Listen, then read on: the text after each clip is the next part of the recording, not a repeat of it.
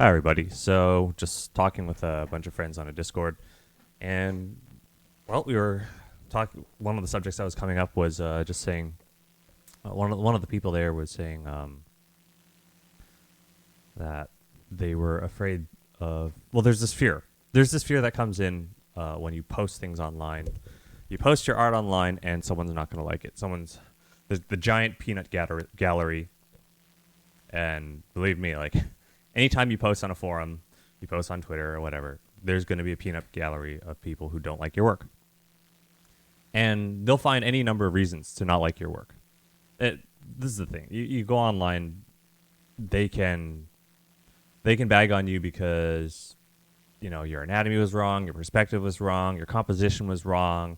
Um, Anyone can say something's wrong, and there's also people who will say, where are her organs? Her boobs are too big. Look, criticism is one of those things that you're going to have to learn to deal with. And I'm not saying that it's wrong to give criticism. I'm not saying it's a bad thing that you receive criticism, because ultimately, what really you're going to have to figure out what why the hell do you do this drawing stuff in the first place? um, you know, if we were to listen and like you can listen to criticism, but you don't have to act upon it. And it's like, it's not a thing to be feared. Criticism is not a thing to be feared, especially if you're an artist and you want to be a successful artist. Being a successful artist means, getting a gazillion people to look at your work and share it around and to get a whole lot of traction, right? To some people, that's the idea of what being a successful artist is just being able to speak to a wide audience. And the more people you talk to, the more people that you engage with at any given time, the greater the chance that some of them aren't going to like what you do. Some of them are going to have something, they're going to take issue with what you've drawn or what you've said or what you've done. So, surprise, being more successful, which would be, getting out there and getting traction and that kind of success, a large slice of that is going to come with a greater amount of criticism. And the criticism, I look at it this way. I'm not going to say don't bend to criticism. Read it, and then you got to compare it. Because, yes, their voices matter. The voices of your critics matter. But so does yours. Your voice, your intention of what you want to do with your art matters. Because you're the one who's got to draw the damn thing. You're the one who has to go through the whole rigmarole of the circle exercises and the cube exercises and training yourself with all these skills. You're the one who spends years at this trade. So guess what? You matter too. And drawing art it takes a lot. It takes a lot out of you. It's like I find that it can be an exhausting process, right? So you got to be in there for the long haul. It needs to be sustainable. And by sustainable, it means that you can't dread it, right? So getting back to the original point, which was, people are afraid to do a certain piece of fan art or whatever because they're afraid of what people will say. Well, that being afraid of what people will say, that's part of that dread. Oh, I'm afraid of what people will say about it. I'm afraid that people aren't going to like, what comes out of it. And that is a matter of, you're forgetting about yourself at that moment, right? It's like, don't draw for other people.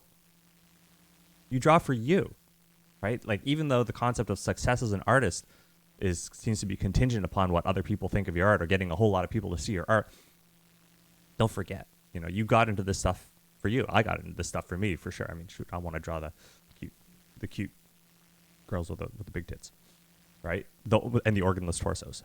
Okay, so that's it. And And there are a zillion ways in which people are going to look at this drawing and say, oh, she's got like her neck's too long or her head's too big, and her head's just a big circle and it's not anatomically correct, and what is this kawaii weeaboo bullshit? And the thing is, this is like, look, do you like your art? That's what really matters. If you like your art, who gives a shit? Who gives a shit? And if people say, oh, her back looks, broken, or, blah, blah, this is a problem, that's a problem. Again, I'm like, well, sorry, I like an arched back. I like narrow waist. I like big boobs, and I cannot lie. And I draw because what I produce is entertaining to me. It's got to be entertaining for me. Like this is the main, like, people talk about drawing as being, oh wow, it's got to be this thing that conveys a great message and is a wonderful piece of our culture, blah blah blah blah blah, right? But I say also, what, entertainment, like being entertaining is a part of your culture, and if you are able to entertain yourself as you draw, then it's a great motivator to draw. You're gonna say, man, I can't wait to get a drawing done, right? It's not just it's like I can't wait to get a drawing done, not just for the act of being able to create a drawing, but for the fact that you're gonna be like, oh man, she's kind of cute. Like that is the entertainment value.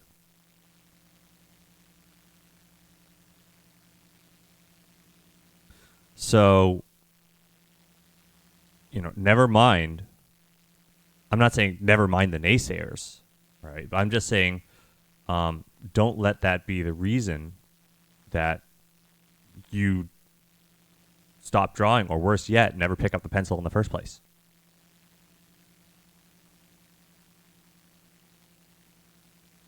And the other thing is that people are always saying, "Oh man, it's like I got to work on, like, I also spoke with people yesterday, and they were saying it's like they feel like their art's missing something. Oh, my art's just I can't tell what's wrong with it, missing something. And I look at their art and I don't see any, exactly. I'm the same way. I'm like, oh yeah, I can't see if there's anything wrong with your art. I mean, it seems anatomically correct. It's got the perspective. It's got it's got the proportions, the anatomy. Far be it from me to be the person to give advice on anatomy and proportions when you look at a drawing like this, right? But the thing is to the best of my knowledge and my 15 years of experience drawing, I don't see anything that's in there that's so bad that it warrants, like, there's nothing. It's got the baseline, it's got the baseline level of skill, which makes the art look good enough. Right? Obviously, it can't all be perfect. And I'd say, what's the thing? What's the thing that's missing? And I figured it out. I know what's missing from that person's work, and that would be that I don't think they're having much fun when they're working, because they're saddled. They've climbed a long, hard road of skill, and somewhere along the way they forgot to entertain themselves. There isn't that thing. I don't know, or I should say they haven't communicated the thing that made them pick up the pencil in the first place. Like, they're getting better at drawing for the sake of getting better at drawing. But to me, it's like, why do I do the drawing stuff? Well, that's probably because in reality, I can't find what I want in reality. So I draw it, right? That's the whole point of drawing, is to take the things that you wish would exist. And I'm not saying to make them a reality, but at least to get some kind of concrete representation of them on a page. So that's the thing. That's the whole point of this drawing stuff. And when I looked at that other person's work, I could tell that they had gone through that long, hard struggle of being really good at drawing, of getting to the point where no one could say anything wrong about their work, right? Because it was anatomically correct, and look how long those fucking legs. That's totally not right. Right, and this is like a Dakimakura cover, and that's the thing. They were so afraid of being wrong. They were so afraid of being wrong that they do all the things that are, textbook correct. Perspective, proportions, anatomy, all those things were textbook correct. But I can't tell, what that person, I can't sense any of that person's preferences.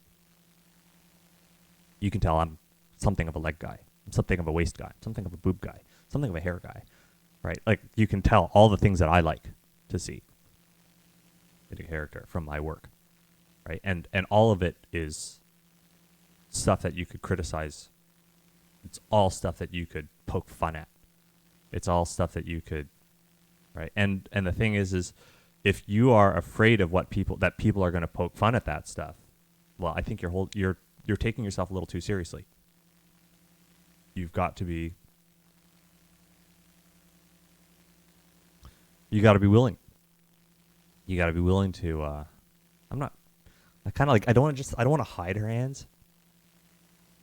I know what to do with that other hand. Screw it. Let's fucking damn the torpedoes and just. Yeah. And that's the other thing, right? It's like you'll notice how little I really care about drawing a hand with all 5 fingers visible, and how much I don't care. You can see how much I don't care about perfect anatomy and the reason why it's okay to not care about some of these crucial things that you find in a textbook is because sometimes you just need to make room for the things you do care about. It's like, sorry, but I think anatomy is going to have to go by the wayside just a bit to make room for these tremendous tits and that tremendous ass and those ridiculously long legs.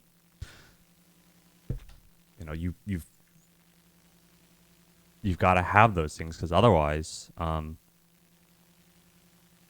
the art will just not be sustainable. It just won't be sustainable to you. It won't be.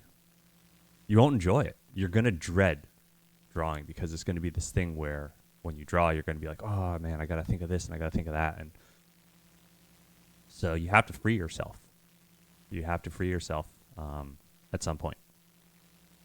So it's kind of funny. It's like, at first, you have absolutely no skill. At first, you have no skill, no experience. And sometimes people have no taste. I have no taste, right? And except it's a different kind of tasteless. So, first you start it like that. Then you gradually, pick up skills. You start looking at textbooks. You start looking at other artists, and you start finding your preferences. I don't know. That's the other thing. Is like, I think a lot of people get caught up in this treadmill. They get caught up in this treadmill of skill. And they forget to look at art that's stylized, that looks like something they would really enjoy. Like me, definitely a lot of my ideas here, like a lot of these proportions, that's some, what's his name again? The guy who does the art for Lilo and Stitch. I had to find it. The art director, damn it. Chris Sanders, right? So we go to Chris Sanders' art. Okay, this is the guy, Disney artist, Disney art director for Lilo and Stitch. And, like, those proportions, yeah, like those fucking tiny torso, giant, thick legs, pretty big head, too, right? I mean, this guy draws porn, definitely. Right? That's what I've got going. So, I mean, I would find, and he's not the only one. He's not the only artist I've looked up to, and I took something from his art when I saw it, right? Or I should say, his art gave me something.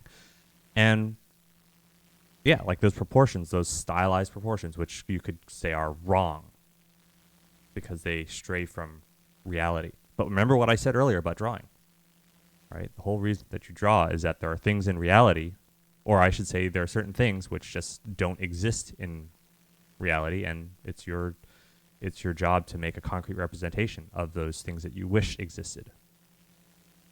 Or you could, maybe there are things in reality which are, there are things which don't exist in reality, and maybe you want to create a concrete representation of them as a warning to what could be, which is what a lot of political cartoon is. Right? Like political cartooning is just that. It is taking the things that, yeah, it's like, I know, as I draw this, the more time I spend drawing this, like the thicker that thigh gets, the thicker that butt gets. All right, but you gotta lay yourself bare to the world when you make art, and I think that's the thing, right? It's like that is often the thing that is missing from people's work is them, right? There's none of them is, they're not in their artwork. Instead, what's in their artwork is a whole collection of textbook things that you're supposed to do, textbook things for things that they're drawing the way they're supposed to draw, right? And I don't know what people are waiting for. It's like they're waiting for some kind of permission to draw the way. They're waiting for permission to draw the way that they wish they could have drawn.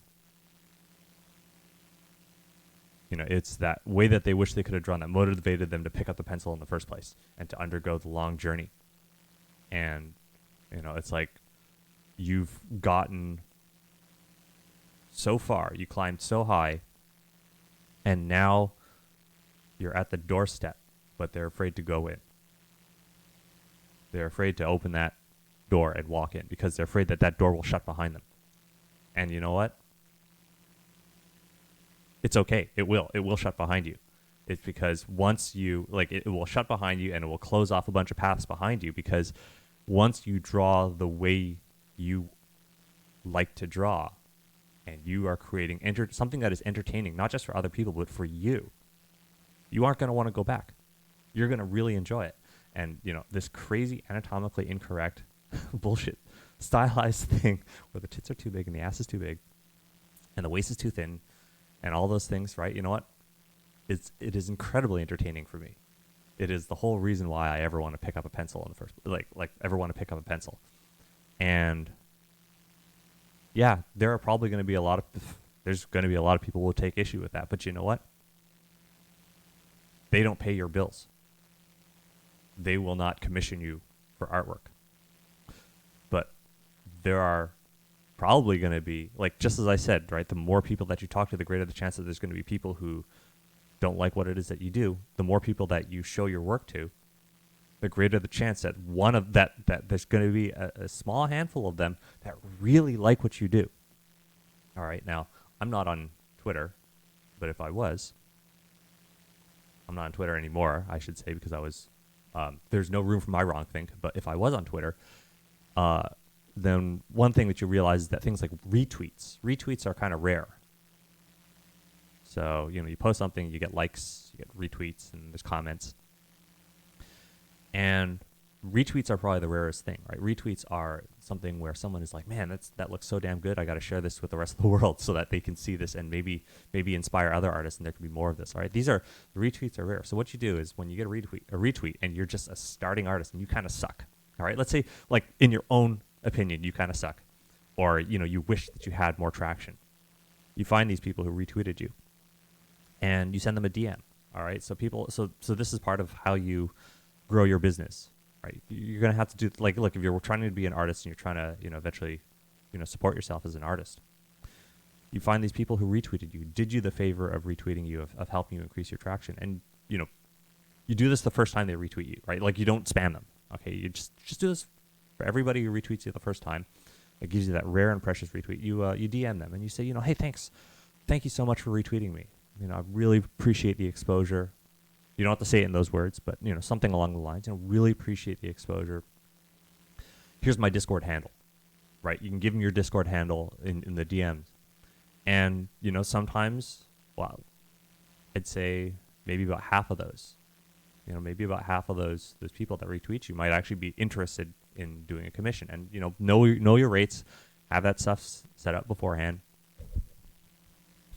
And, those people are, if they're willing to Like you know, after the retweet, you can look through their timeline. If you see other work that is similar to what it is that you're doing, you know, then you know for sure, oh, you know, this person really likes this stuff, right? Find the people who really, really like your work. Those are your customers. And, you know, don't betray your art. So what I mean by not betraying your art, I mean, don't